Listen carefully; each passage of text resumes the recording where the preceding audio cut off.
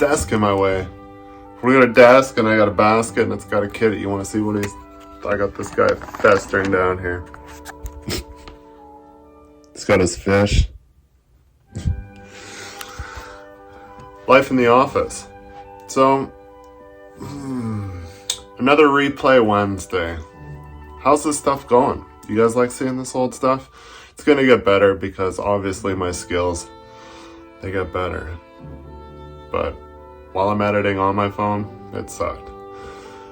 So this time we got this first video coming up here. We got an 18x65 shack. This is going to Glennifer Lake, right from Q&A, which is on the opposite side of the crescent from where Cypress is. It was a tight fit. They were like, send the smallest truck you got with the driver that's got the most patience. And I'm like, well, I guess I do have patience, but I was like, this could be great footage, but of course, time-lapsing on the iPhone was too fast, and it wasn't that great of footage. Well, you guys get the picture anyway, so we'll go on out to Glennifer Lake. We tried to weasel this thing, and we got to go down the RVs right away here. We had to come in through the backside to get into this place. In the first place, it chained up. We turn around in the field, and then we got to back all the way down. So it's like a not mobile. It's like a camping place. It's a resort. Everybody goes there. They got like a lot and they camp. And then we got to back all the way down all these lots. And then right in the middle is where they want to put this bathroom shower unit. So they got a new one built. It's 18 feet wide, 65 feet long. I put it on a trombone. I did shorten it up a few holes to try to get it in. If you shorten it up too much, you lose all your weight on your drives and you just end up spinning out and not being able to do much. So we kind of weasel it into place, and then the pickers were kind of had an obstacle because they were supposed to pick it up and just swing it into place onto its piles, but they couldn't get where they wanted to be with me in the way, so we ended up picking it up, putting it down. I don't even remember if we actually got it on the piles or not. I think we did, but I ended up, we had to get me out of the way, but I couldn't get me out of the way without moving one of the pickers, so it was kind of a smudge little watch.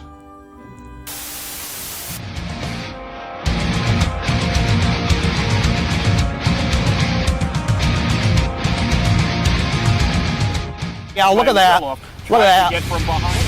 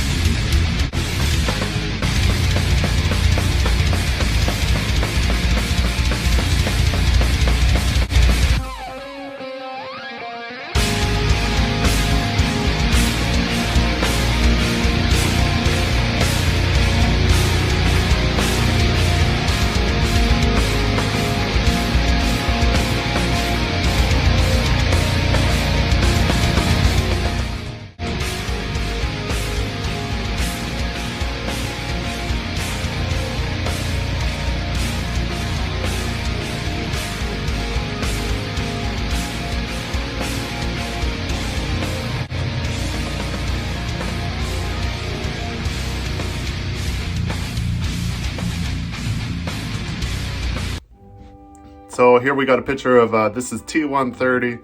This is like 1995, 94 T800 tractor that had no air cleaners and N14 select 18 speed. Then it only had interlock, power divider, that's it. And it had traction control for some reason, which I never knew where the switch was until one night I couldn't climb a hill to get lined up to a pipe tub the one time I used it. I opted to use it quite a bit because it had it was an awesome turning radius and it was juiced up. They had this thing turned up. And it was a fun truck to drive, and it was all the mufflers were punched out. So it was kind of noisy. It was comfortable to drive, and it was a good runner. And it had the right amount of noise. I think I did try to get a clip of it, but it didn't. The audio sucked so bad because the GoPro 3 is in its case. So I was like, it's no good.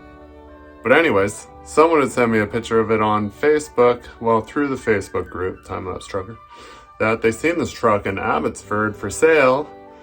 And they said, is this Roadtrain truck? Unmistakably, you can't tell from that robin blue and the dark blue. Plus, I see it still says Roadtrain on the exhaust pipes. So yeah, it's a good score. It's a good truck. Well taken care of. Tough.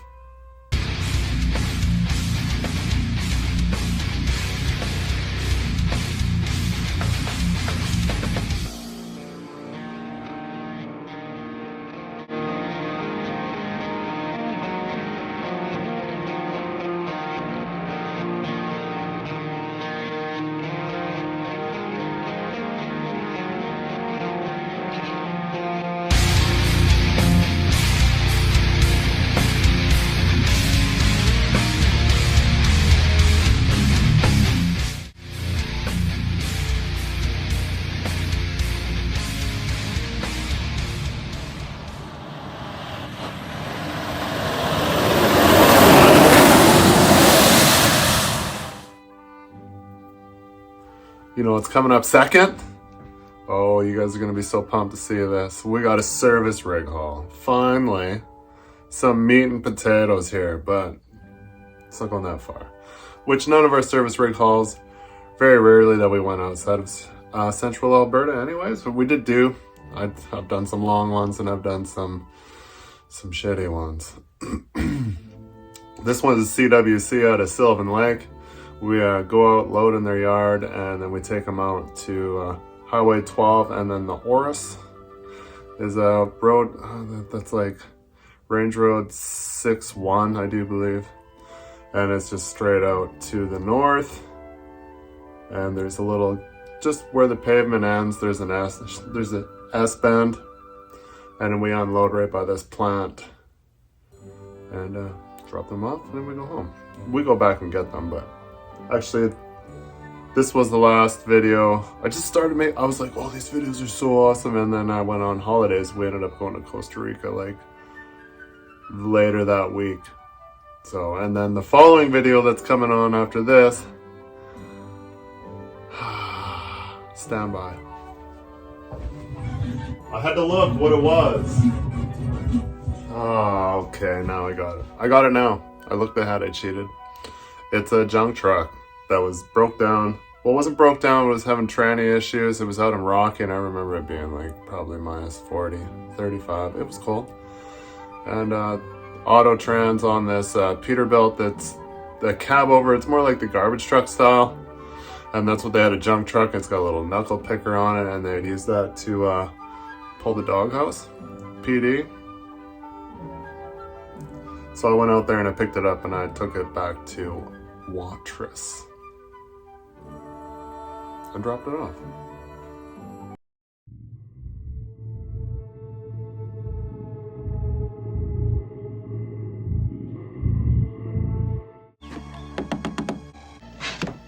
Hi, I'm looking for Ray Finkel and a clean pair of shorts. Devastator!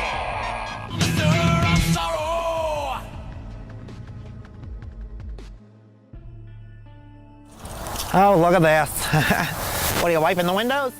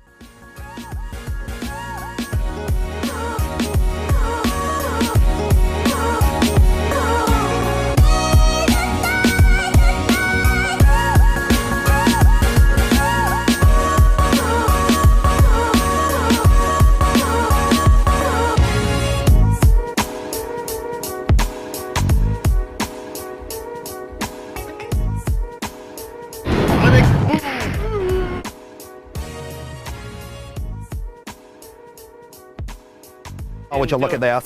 Oh, would you look at that?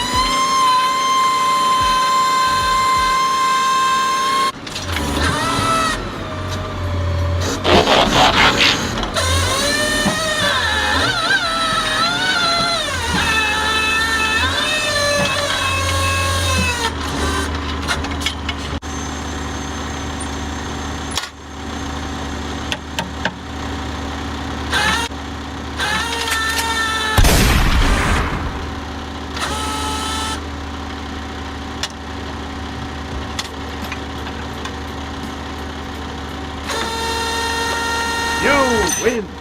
Perfect.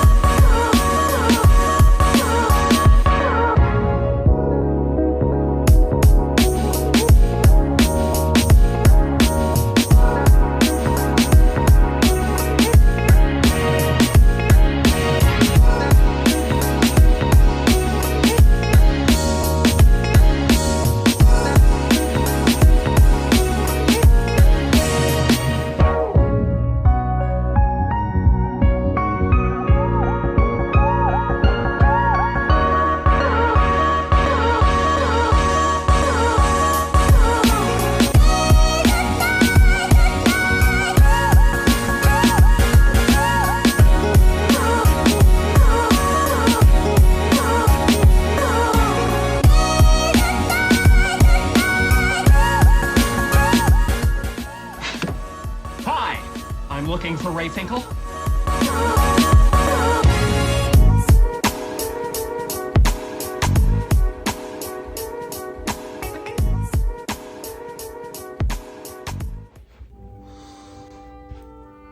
Man, what a busy day I had.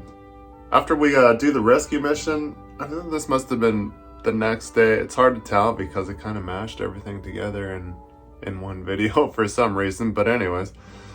We go out, we went to Hallmark, I do believe is what the place was called in Nisku. I could be wrong. It's just off 5th Street, a little bit to the north and right into. I don't think it's Hallmark. But anyways, we went there, we picked up some pipe, came back to the yard, ditched the pipe, and then turns out I only went home for 2 hours, which this happened a lot at Roadtrain. You would come in, you'd be like, oh yeah, go home and do a bunch of nothing. I didn't even really drink then. Now it's like beers every night. It's what the oil field will do to you. I'm gonna have to pull up on this nosedive. But anyways, I get home, and which I was saying this happened a lot. We get another call because who always answers their phone and says yes? This idiot. I'd be like, ring, ring. I don't have a prop phone. Stand by.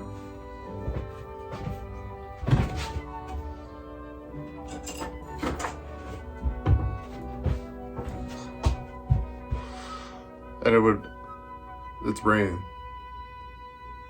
Holy shit.